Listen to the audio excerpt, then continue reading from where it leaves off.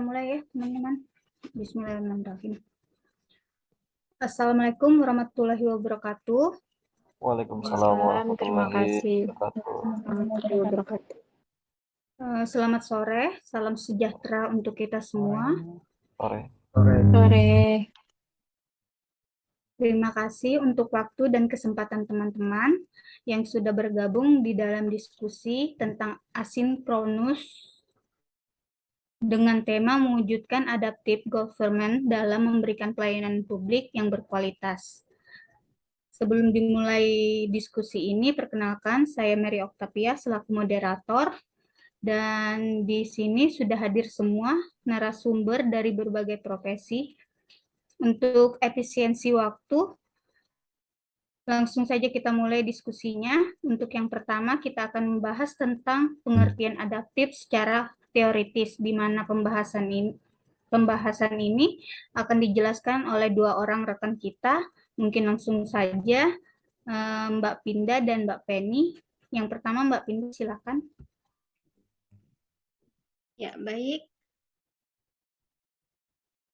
Oke, pengertian adaptif secara teoritis yaitu karakteristik alami yang dimiliki makhluk hidup untuk bertahan hidup dan menghadapi segala perubahan lingkungan atau ancaman yang timbul. Dengan demikian, adaptasi merupakan kemampuan mengubah diri sesuai dengan keadaan lingkungan dan juga mengubah lingkungan sesuai dengan keadaan atau keinginan diri. Seperti itu, Mbak Mary dan rekan-rekan. Terima kasih Mbak Pinda. Untuk yang selanjutnya Mbak Penny, dipersilakan. Terima kasih Mbak Mary. Teori adaptif ialah kemampuan untuk berubah dalam situasi yang berubah atau menyesuaikan diri dengan keadaan. Seperti itu Mbak Mary dari saya. Terima kasih.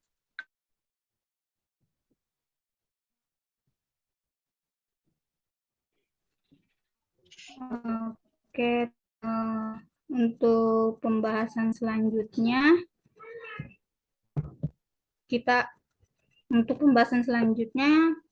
adalah wujud dari adaptif di pemerintahan atau government, di mana materi ini akan disampaikan oleh Mas Ahmad Rudini. Untuk waktunya saya persilakan Mas Ahmad. Oke, baik. Terima kasih atas kesempatan yang diberikan kepada saya. Penerapan di kehidupan kita sehari-hari, khususnya juga di pemerintahan, adaptif ini kan beradaptasi menyesuaikan perubahan yang ada. Panjang prosesnya dari COVID sebenarnya berawal, di mana melonjak sekali dulu kan, jadi kita diinstruksikan untuk di rumah saja. Nah, di sana mulainya muncullah inovasi-inovasi digital, seperti misalnya rapat via Zoom, sekolah juga via Zoom. Itu adalah menyesuaikan dengan perubahan yang ada. Selain itu, selesai dari itu ada juga menyesuaikan diri dari COVID-19 ini, yaitu protokol kesehatan new normal, dengan melakukan protokol kesehatan di lingkungan tempat kita masing-masing. Selain itu, ada lagi pengembangan yang baru-baru ini diterbitkan Kabupaten Berau dari aplikasi pembayaran PWDAM ya, via virtual. Cukup lewat kamera HP bisa membayar tagihan PDAM. Dan juga dari Disdukcapil juga menerapkan Disdukcapil online, sehingga kita bikin kartu keluarga, terus akte kelahiran cukup dari rumah saja, dan bisa di-print sendiri, bisa disimpan sendiri juga file-filenya. Mungkin itu saja yang bisa saya sampaikan. Kurang lebih atau kurangnya mohon maaf. Assalamualaikum warahmatullahi wabarakatuh. Terima kasih. Waalaikumsalam warahmatullahi wabarakatuh. Baik, sudah Warahmatullahi cukup wabarakatuh. jelas ya penjelasan dari Mas Ahmad. Terima kasih. Nah, mungkin sesuai dengan era sekarang ya, semua birokrasi itu menggunakan sistem online sepertinya ya, karena disesuaikan dengan perubahan keadaan sekarang di masa pandemi ini. Oke, untuk selanjutnya pembahasan kita adalah arti penting nilai adaptif bagi seorang ASN yang akan dijelaskan oleh Mbak siapa nih ya? Mbak Yeni, ya Mbak Yeni, boleh?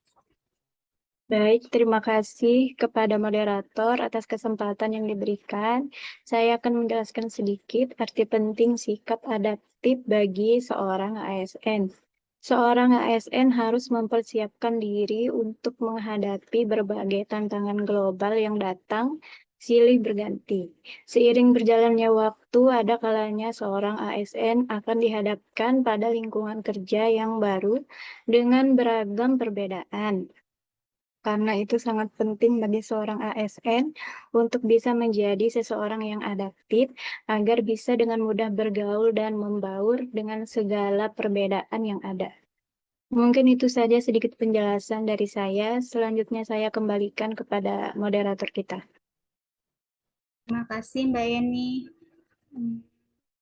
Buat rekan-rekan yang lain, Mbak Fitri, mungkin pendapatnya nilai adaptif yang penting bagi seorang ASN itu. Ya, terima kasih untuk kesempatan yang diberikan kepada saya. Sedikit saya tambahkan tentang arti penting adaptif bagi ASN, yaitu ASN dituntut untuk mempunyai jiwa pembelajar yang merupakan kunci penting dalam membangun setiap adaptif demi menyambut ragam tantangan. Kemudian ASN juga dituntut untuk terbuka terhadap perubahan yang terjadi, terutama terhadap teknologi.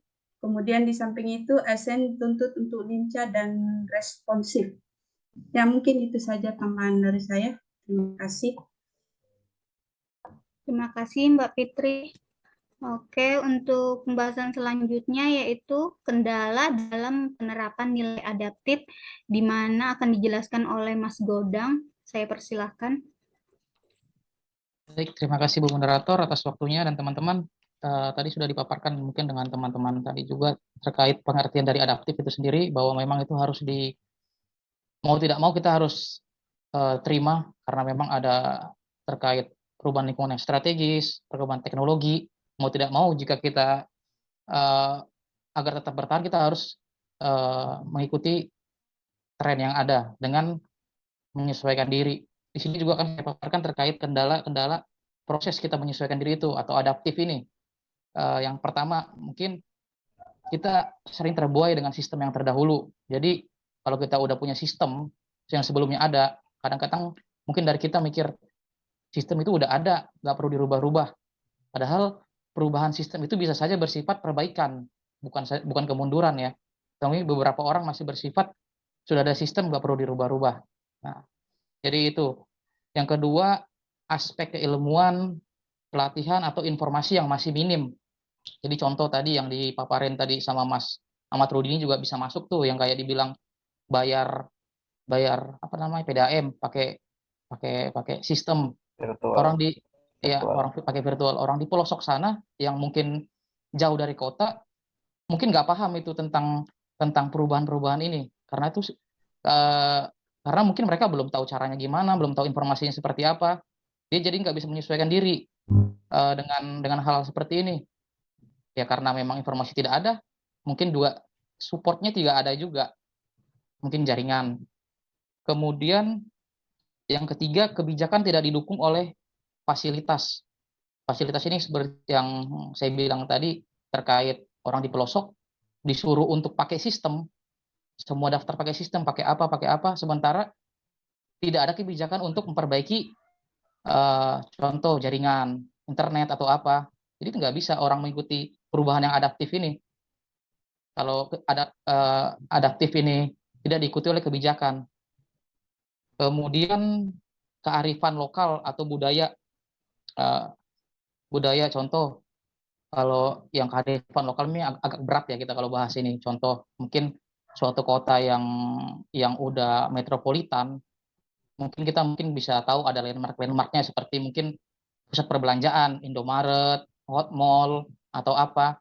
Sedangkan mungkin kalau di daerah masih sangat menganut kearifan lokal ini. Oke, belanja itu harus di mana namanya? Di apa namanya? Di warung-warung gitu karena akan mematikan mungkin pendapatan. Padahal mau tidak mau di kota-kota besar itu landmarknya itu ya salah satunya pusat perbelanjaan dan lain-lain yang memang itu salah satu indikator perkembangan ekonomi yang meningkat ya bisa dari situ. Nah, kadang kita nggak menerima itu. Kemudian berhubung dengan di sikap perilaku adaptif juga itu kan ada namanya terus berinovasi. Nah, kadang-kadang dari kita mau berinovasi itu tidak ada apresiasinya. Apresiasi ini bukan dalam bentuk hadiah, bukan dalam bentuk hadiah aja ya, tapi contoh tidak nggak ada yang menganggap ini oh itu penting, oh ini penting, oh ini penting, tapi belum tentu orang menganggap itu penting. Makanya orang kadang-kadang nggak mau berinovasi, nggak mau kreativitas, karena lingkungannya juga tidak menyupport untuk berinovasi seperti itu.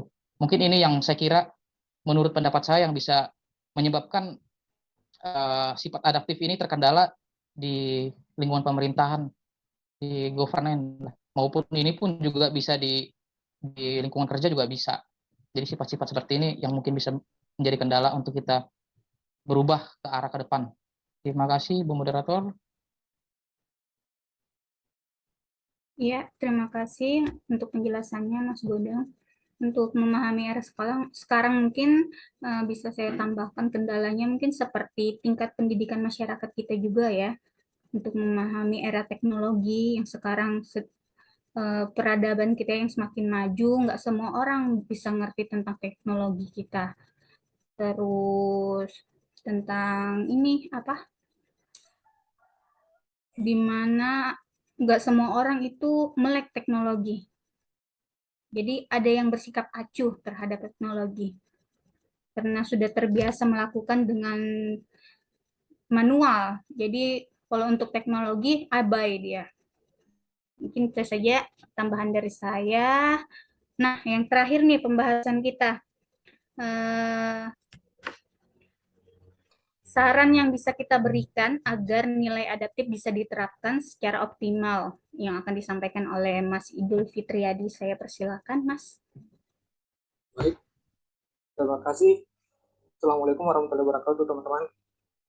Waalaikumsalam warahmatullahi wabarakatuh. Dalam hal untuk sarannya kan dari tadi Mas Bona kan membahas kendalanya. Jadi pasti kalau ada kendala kan harus kita mencarikan solusi. Minimal kita untuk kalau sudah kita nggak bisa jalankan solusi itu mungkin kita buatkan idenya lah. Karena untuk mewujudkan sesuai tema kita diskusi ini kan untuk ya mewujudkan pemerintahan yang dengan adaptif. Yang adaptif itu di mana kekuatannya di situ yang kata kuncinya situ kan yang untuk mudah untuk melek. Maksud adaptif di sini bukan kayak mudah untuk kayak orang baru menyesuaikan di tempat barunya. Kan kita sebagai ASN baru bukan ada kalau yang ditempatkan di tempat sebelumnya masih aman lah. Kalau kayak yang baru-baru di tempat baru ya harus menyesuaikan dulu. Adaptifnya ya harus mulai dari situ dulu menyesuaikan dengan lingkungan kerjanya. Setelahnya itu kan kalau kita sudah mengetahui situasi lingkungan tempat kerja kita, barulah kita kayak memberikan solusi-solusi adaptifnya. Kalau sudah kita saling bergaul sama sesama rekan kerja, barulah kita mencari apa yang dibutuhkan dalam lingkungan kerja kita itu yang belum terrealisasi dalam mewujudkan pemerintahan yang adaptif. Adapun beberapa yang kayak seperti bisa menempatkan dirinya dari situlah. Kalau yang dari kota penempatannya ke daerah kan pasti ada istilahnya, dia ada ilmu lebihnya daripada yang warga sekitar situ. Jadi kita menempatkan diri kita untuk memberikan pengetahuan lebih apa yang kita tahu dari kota, inovasi apa yang kita tahu yang belum diterapkan di daerah, mungkin bisa kita berikan solusinya di situ untuk mendukung pemerintahan yang adaptif. Begitu juga dalam apabila kita sudah melakukan penyesuaian, pasti ada kendalanya lagi, karena ada baik itu dari penerimaan dari masyarakat sekitar, apakah kita belum lancar untuk membawakannya, jadi mungkin ada penolakan sebelumnya. Jadi untuk itu kita jangan terbawa, jangan putus asa untuk memberikan penjelasan untuk supaya semua daerah itu bisa terrealisasi dengan baik. Mungkin itu saja sebelum menurut pendapat saya untuk kayak saran untuk mewujudkan pemerintahan yang adaptif. Terima kasih sebelumnya. Ya, terima kasih Mas Idul. Tahapan akhirnya mungkin dari semua pembahasan kita hari ini, ada yang bisa tarik kesimpulannya? Satu cewek, satu cowok lah, kalau bisa.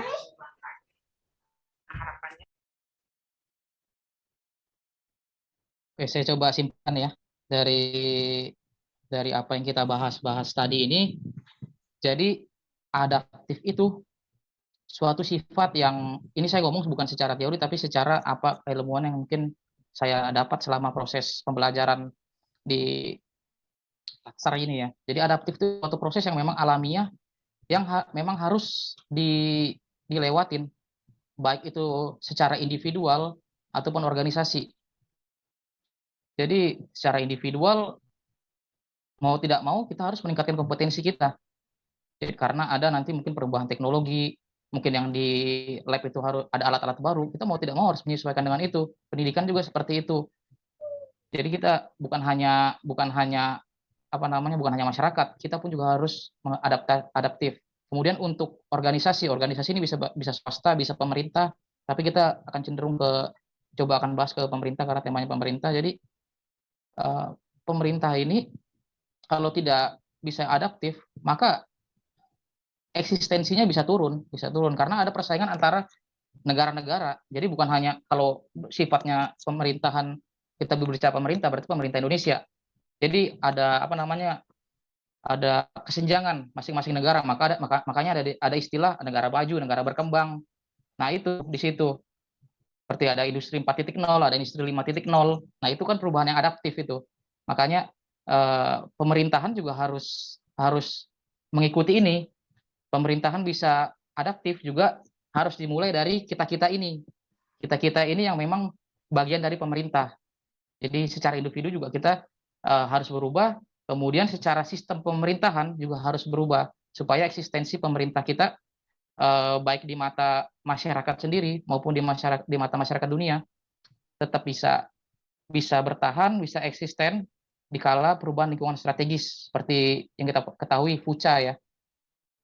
Mungkin itu aja dari saya, konklusi atau kesimpulan dari saya. Terima kasih, Bu Moderator. Terima kasih, bagus ya Mas Godang. Terima kasih buat kesimpulannya. Buat Mbak Pinda mungkin ada kesimpulan atas pembahasan kita hari ini?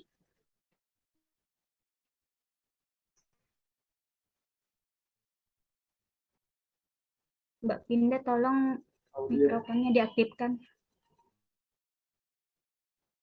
Ya, mohon maaf. Ya, makasih Mbak Mary. Seperti yang telah dipaparkan oleh rekan-rekan dan juga dijabarkan lagi, tambahkan lagi oleh Mas Godang ya. Memang kita harus mau tidak mau melek teknologi ya. Karena perkembangan zaman sudah semakin pesat, perkembangan digital juga semakin maju.